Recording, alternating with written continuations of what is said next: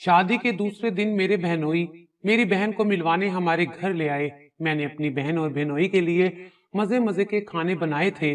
बहनोई ने जाते वक्त एक लिफाफा मुझे पकड़ा दिया और बोले, ये तुम्हारा गिफ्ट है। तुम शादी वाले दिन बहुत खूबसूरत लग रही थी और तुमने हमारी दावत भी बड़े शानदार तरीके से की है। मैंने वो लिफाफा लेकर रख लिया। कुछ दिनों बाद मेरी भी शादी थी, इसलिए मैं शादी में मसरूफ हो गई और शादी के बाद वो लिफाफा अपने साथ ले गई। शादी के बाद मैंने बड़े फख्र से वो लिफाफा अपने शोहर को दिखाया और बताया कि ये मुझे गिफ्ट मिला था। मेरे शोहर ने जैसे ही उस लिफाफे को खोलकर देखा तो उनका खून खोलने लगा। गुस्से से उनकी आंखें लाल हो गईं। उन्होंने उसी वक्त मेरे मुंह पर थप्पड़ मारकर मुझे तलाक दे दी और घर से निकाल दिया।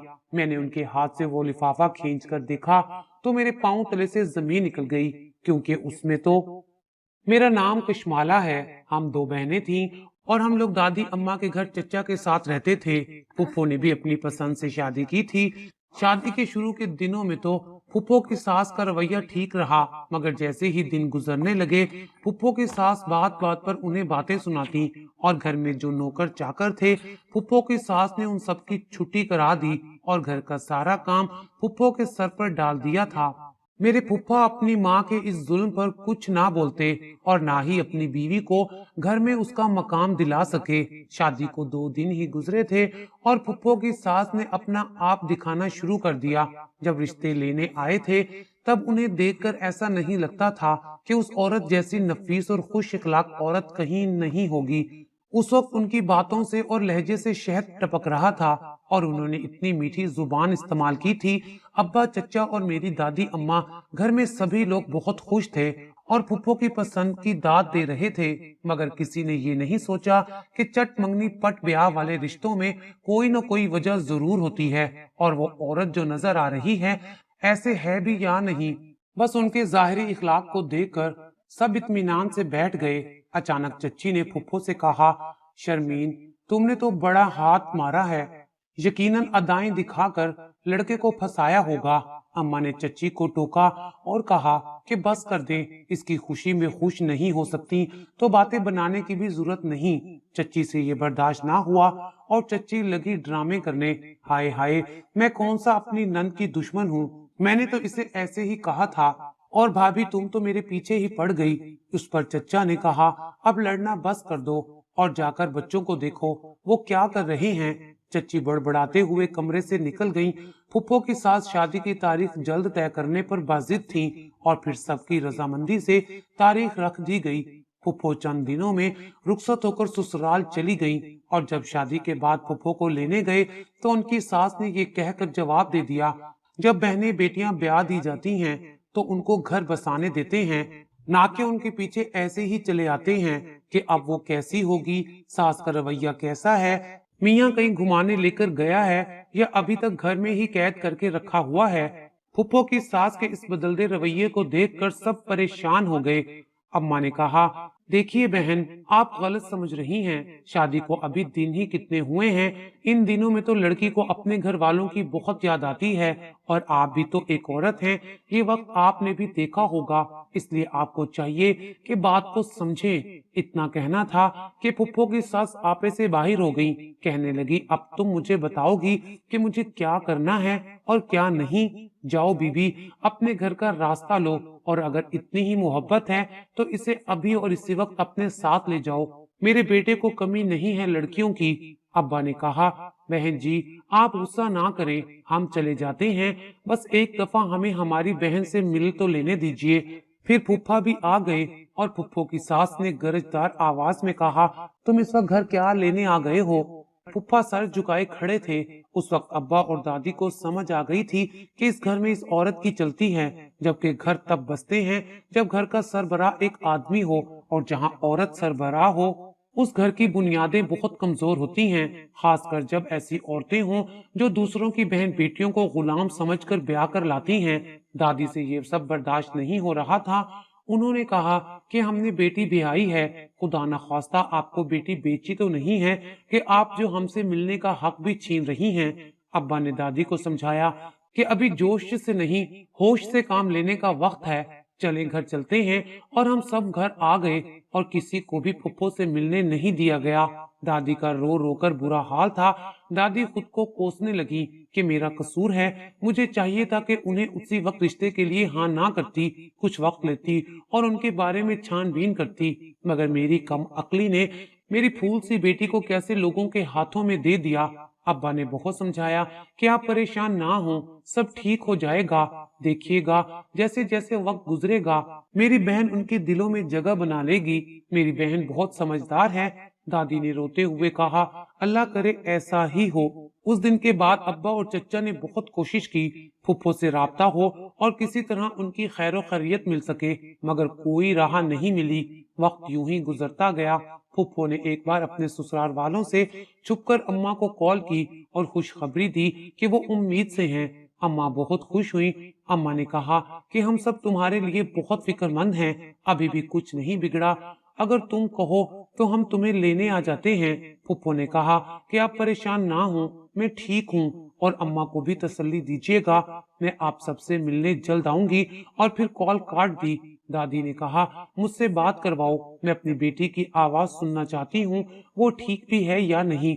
अम्मा ने कहा, वो बिल्कुल ठीक है और जल्द आने का कहा है, और आपके लिए खुशी की खबर है, आप नानी बनने वाली हैं। और फिर दादी बेटी के लिए दुआएं करने लगी। वहां खड़ी चच्ची ने मौका ना देखा कि खुशी की खबर आई है, उल्टा फुफ्फो के मामले को मजीद बिगाड़ कर कहने लगी कि अब पछतावे और सर पीटने का क्या फायदा, आपकी बेटी ने अपनी मर्जी से शादी की थी, अब वो लोग जैसे भी हैं उसे गुजारा करना ही होगा, उसका घर है और अब जिए या मरे हमारा उससे क्या ताल्लुक। तब चचा ने चची को थप्पड़ रसीद किया और कहा कि अगर कुछ अच्छा नहीं बोल सकती तो बुरा कहने का भी तुम्हें कोई हक नहीं, दफा हो जाओ अपने कमरे में। चची की बातें सुनकर दादी की तबीयत मजीद बिगड़ गई। टेंशन की वजह से उनका बीपी हाई हो गया। शाम को दादी की तबीयत संभली तो अब्बा ने घर में सबसे कहा कि कोई ऊंची आवाज में बोलेगा भी नहीं और ना ही कोई परेशानी वाली बात की जाएगी।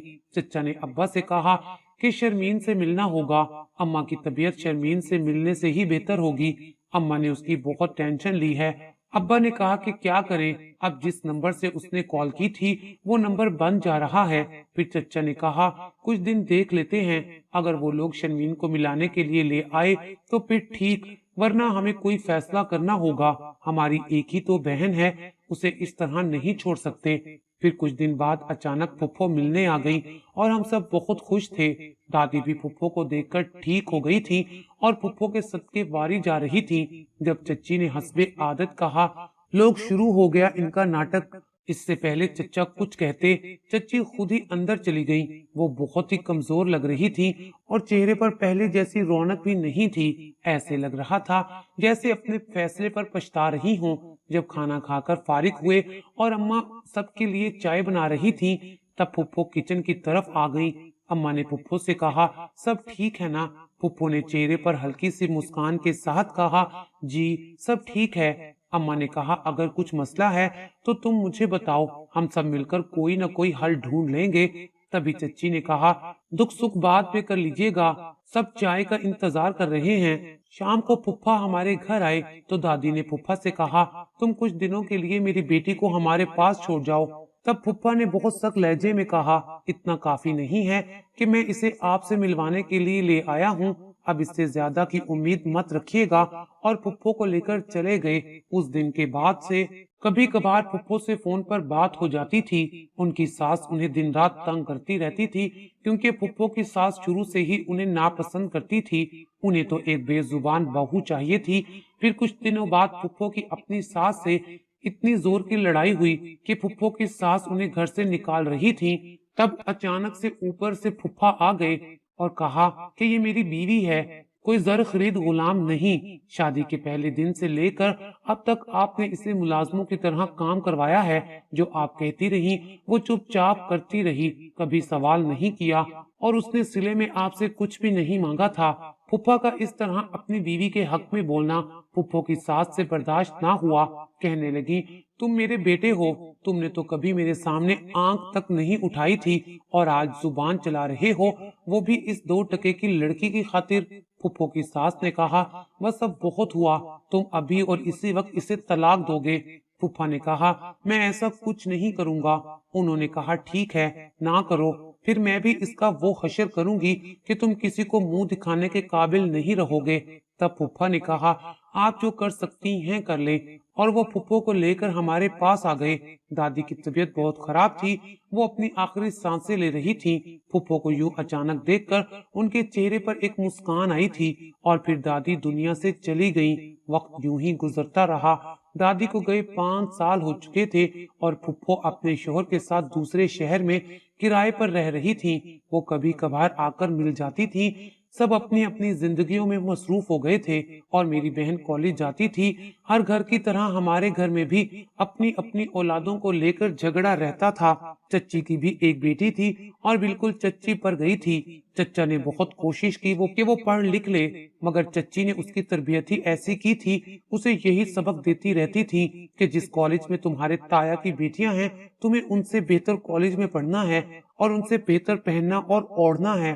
چچی نے ہم سے مقابلے میں اور ہم لوگوں کو نیچا دکھانے میں پی ایچ ڈی کر رکھی تھی۔ پتہ نہیں کہاں سے وہ الٹی سیدھی ترکیبیں نکال لیتی۔ ایک دفعہ میری بہن کے رشتے کے لیے کچھ لوگ آئے تھے، انہیں میری بہن پہلی نظر میں ہی اچھی لگی تھی۔ چچی اسی وقت اپنی بیٹی کو خوب بنا سجا کر ان لوگوں کے سامنے لے آئیں۔ ابو نے کہا یہ سب کیا ہے؟ تو چچی کہنے لگی کہ کچھ نہیں، بس ویسے ہی میں نے سوچا کہ یہ لوگ لڑکی کی کزن کو بھی دیکھ لیں۔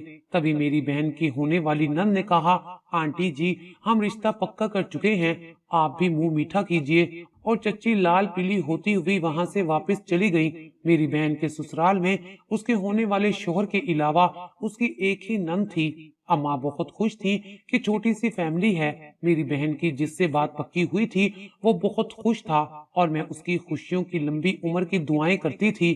2 ماہ بعد میری بہن کی شادی کی تاریخ رکھ دی گئی۔ میری بہن کی جب سے بات پکی ہوئی تھی وہ بہت خوش تھی اور میں اس کی خوشیوں کی لمبی عمر کی دعا کیا کرتی تھی۔ گھر میں خوب ہلا گلا ہو رہا تھا اور مجھے رونق میلہ بہت پسند تھا۔ اماں نے کہا کہ شادی تمہاری بہن کی ہے اور پاؤں تمہارے زمین پر نہیں لگ رہے، اتنا اچھلنا کودنا اچھی بات نہیں، میری مدد کرو۔ اور میں اماں کے ساتھ کمرے میں جا رہی تھی جب میری کالج کی دوستیں بھی آ گئیں۔ میں نے انہیں ڈھولکی پر بلایا تھا، پھر ابا نے باہر چائے لانے کا کہا۔ میں جلدی جلدی چائے دینے جا رہی تھی جب کسی سے ٹکرا گئی اور چائے سے ٹکرانے والے کے کپڑے خراب ہو چکے تھے۔ میں نے کہا مسٹر دیکھ کر نہیں چلا جاتا، آنکھیں گھر چھوڑ کر آئے ہو کیا؟ لیکن وہ خاموش کھڑا مجھے دیکھ کر مسکرانے لگا، کہنے لگا محترمہ جس روانی سے آپ کی زبان چل رہی ہے، اگر آپ اتنا بتا دیں کہ واش روم کدھر ہے تو میں اپنے کپڑے صاف کر لوں۔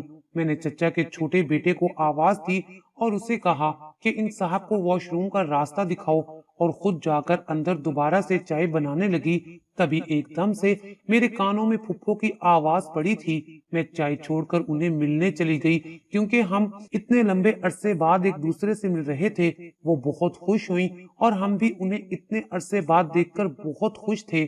اماں نے کہا اپنی پھپھو کو کمرے میں لے کر چلو، میں آتی ہوں۔ میں پھپھو کو کمرے میں چھوڑ کر واپس پلٹی ہی تھی کہ وہی لڑکا دوبارہ سے سامنے آ گیا۔ اب تو میرا دماغ گھوم گیا۔ میں نے کہا مسٹر کوئی اور کام نہیں آپ کو سوائے لڑکیوں سے ٹکرانے کے؟ اس سے پہلے کہ وہ مجھے جواب دیتا پھپھو نے پیچھے سے آواز دی فرقان بیٹا میں ادھر بیٹھی ہوں، تم یہاں آ جاؤ، اور میں سر پیٹنے لگی کیونکہ یہ تو میری پھپھو کا بیٹا فرقان تھا۔ رات ہو چکی تھی، خوب گہما گہمی تھی۔ شادی پر میری ملاقات میرے ہونے والے بہنوئی کے کزن سے ہوئی۔ اس نے مجھے دیکھ کر خود میری طرف ہاتھ بڑھایا۔ مجھے اس کی پرسنالٹی بہت اچھی لگی اور اس سے بڑھ کر اس کا رکھ رکھاؤ۔ اس نے کہا کہ اسے مجھ سے پہلی نظر میں ہی محبت ہو گئی ہے، اور میں بھی اس کے بارے میں سوچنے لگی تھی شاید وہ بھی مجھے پہلی نظر میں پسند آ گیا تھا۔ اسی رات کو اماں نے مجھے کہا کہ تمہیں فرقان کیسا لگا ہے؟ میں نے کہا بس ٹھیک ہی ہے۔ اماں نے کہا مجھے تو بہت اچھا لگا ہے، بہت سمجھدار سلجھا ہوا لڑکا ہے۔ اماں کی بات سن کر میں نے کہا مجھے کیوں بتا رہی ہیں؟ اماں نے کہا کہ تمہاری پھپھو نے باتوں باتوں میں تمہاری اور فرقان کے رشتے کی بات کی ہے۔ میں نے سوچا ہے کہ تمہاری بہن کی شادی پر ہی تمہارا رشتہ بھی پکا کر دوں گی۔ میں اماں کی بات سن کر حیران رہ گئی اور کہا کہ میں اس سے شادی نہیں کرنا چاہتی۔ اماں نے کہا کیوں نہیں کرنی شادی؟ میں نے کہا میں کسی اور کو پسند کرتی ہوں، آپ انہیں منع کر دیں۔ اماں مجھے بازو سے پکڑ کر سائڈ پر لے گئی اور کہا تمہارا دماغ تو ٹھیک ہے نا؟ میں نے بھی صاف صاف کہہ دیا شادی کروں گی تو اپنی مرضی سے، ورنہ کبھی نہیں کروں گی۔ پھپھو نے سب سن لیا اور اماں سے کہا کہ آپ کشمالہ کے ساتھ زبردستی نہ کریں، جہاں یہ چاہتی ہے شادی کر دیں۔ پھپھو کے کہنے پر میں نے لڑکے کو بتا دیا اور اگلے دن سب کی رضامندی سے میرا بھی اس کے ساتھ رشتہ طے ہو گیا۔ یوں میری بہن کی شادی بھی ہو گئی۔ اگلے روز میرے بہنوئی ہمارے گھر آئے تو جاتے وقت مجھے ایک لفافہ گفٹ کے طور پر دے گئے، جسے میں نے سنبھال کر رکھ لیا کیونکہ چند روز بعد میری شادی بھی طے ہو چکی تھی۔ سب پھر سے تیاریوں میں لگ گئے تھے۔ کچھ دنوں بعد میری بھی شادی ہو گئی اور وہ لفافہ میں اپنے ساتھ لے گئی۔ ایک روز میں نے اپنے شوہر کو بتایا کہ یہ لفافہ مجھے گفٹ ملا تھا۔ میرے شوہر نے مجھ سے وہ لفافہ لے کر کھول کر دیکھا تو ان کا خون کھولنے لگا۔ اچانک سے وہ غصے میں آ گئے اور میرے منہ پر تھپڑ مار کر مجھے طلاق دے دی۔ جب میری نظر اس لفافے پر پڑی تو میرے پیروں تلے سے زمین نکل گئی، کیونکہ اس میں تو میری تصویریں تھیں اور وہ بھی کسی اور لڑکے کے ساتھ جسے میں نے کبھی دیکھا بھی نہیں تھا۔ میں زمین پر گر پڑی تھی اور اپنے شوہر سے کہا کہ میں تو اسے جانتی تک نہیں اور آپ نے چند تصاویر کو دیکھ کر مجھے طلاق دے دی۔ آپ تو مجھ سے بہت محبت کرتے تھے نا، پھر یہ کیسی محبت ہے جس میں اعتبار نہیں ہے؟ تو وہ کہنے لگا میں نے یہ تصاویر آج پہلی دفعہ نہیں دیکھی ہیں، اس سے پہلے بھی تمہاری ایسی گھٹیا تصویریں دیکھ چکا ہوں۔ یہ جو تم نے مجھے کہانی سنائی ہے کہ تمہارے بہنوئی نے تمہیں گفٹ دیا ہے، میں نے کہا یہ جھوٹ نہیں ہے، میں سچ کہہ رہی ہوں۔ تب انہوں نے کہا کہ اب تمہارے اس ڈھونگ کا مجھ پر کوئی اثر نہیں ہوگا، اب تم آزاد ہو، جس کے ساتھ منہ کالا کرنا ہے جا کر کر لو۔ میں نے اسے تھپڑ مارا اور کہا میں تمہاری خاطر اپنے سکی رشتوں سے الجھ پڑی تھی، اپنی پھپھو کا بیٹا ٹھکرا دیا تھا اور تم نے یہ قدر کی میری، اور اگر تم نے پہلے ہی ایسی تصویریں دیکھی تھی تو تب انکار کر دیتے، کیوں شادی کی مجھ سے؟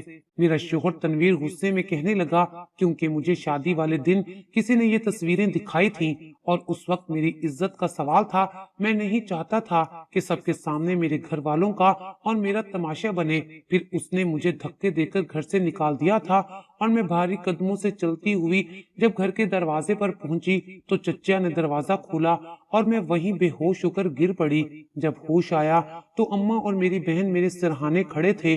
میں نے بہن سے کہا تمہارے شوہر نے کس بات کا مجھ سے بدلہ لیا ہے؟ کیا بگاڑا تھا میں نے؟ کیوں میری زندگی برباد کر دی؟ اماں سے کہا کہ اسے کہو چلی جائے یہاں سے۔ سب حقیقت جاننے کے بعد اماں اور ابا نے میرے بہنوئی کو بلایا، اس سے کہا کہ اس نے کشمالہ کو لفافے میں کیا دیا۔ اس نے بتایا میں نے اس میں کچھ پیسے رکھے تھے کہ یہ اپنی سالی کو گفٹ کروں گا، مگر اس دن غلطی سے یہ لفافہ مجھ سے چینج ہو گیا اور یہ سب کیسے ہوا میں کچھ نہیں جانتا۔ کسی نے ہمارے ساتھ بہت بڑی سازش کی ہے، اصل لفافہ آج تک میری جیب میں ہے۔ پھر سب حقیقت جاننے کے بعد وہ بھی رونے لگے تھے۔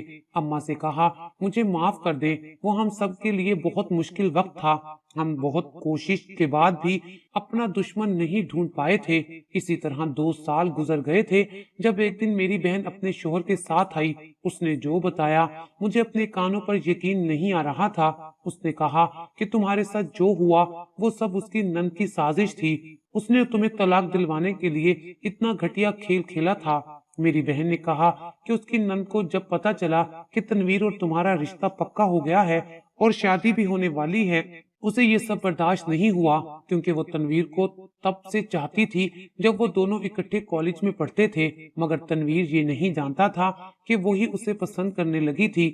اور جب میرا بہنوئی دوسرے دن ہمارے گھر آیا تو میری نند نے بڑی چالاکی سے اس کے کپڑوں میں وہ لفافہ ڈال دیا تھا اور پھر دعوت کھانے کے بعد جاتے ہوئے غلطی سے وہ لفافہ تمہیں دے گیا تھا۔ یہ بات میری نند نے بتائی ہے۔ میرے بہنوئی بھی پاس بیٹھے ہوئے تھے، انہوں نے سر نہیں اٹھایا تھا۔ وہ کہنے لگے کہ مجھ میں آپ سب سے نظریں ملانے کی طاقت نہیں ہے، میں آپ سب سے معافی مانگتا ہوں، میری بہن نے جو کیا اسے اس کی سزا مل چکی ہے، کیونکہ کشمالہ کی طلاق کے بعد میری بہن نے تنویر کے ساتھ شادی تو کر لی ہے، مگر ایک روز اسے ساری حقیقت خود ہی بتا دی، جس پر تنویر نے اسے بھی طلاق دے کر واپس ہمارے گھر بھیج دیا ہے۔ میری بہن پاگل ہو چکی ہے اور وہ ہسپتال میں ہے، اسے دورے پڑتے ہیں اور وہ روتی چلاتی ہے۔ آپ ہمیں معاف کریں۔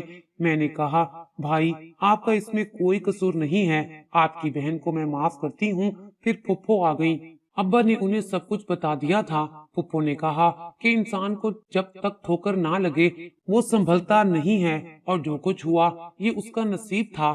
مگر اب ساری پچھلی باتیں بھلا دیں اور میں آپ سے اپنے بیٹے فرقان کے لیے کشمالہ کا ہاتھ مانگتی ہوں۔ اور کچھ عرصے بعد میری شادی فرقان سے ہو گئی۔ میرا شوہر بہت اچھا ہے، وہ میرا بہت خیال رکھتے ہیں اور میں پھپھو کی بہت عزت کرتی ہوں۔ آج وقت نے مجھے بہت کچھ سکھا دیا تھا۔ جو فیصلے ماں باپ اپنی اولاد کے لیے کرتے ہیں وہی بہتر ہوتے ہیں، اور ہمیں چاہیے کہ ہم اپنی زندگی کا یہ اہم فیصلہ اپنے ماں باپ پر چھوڑ دیں۔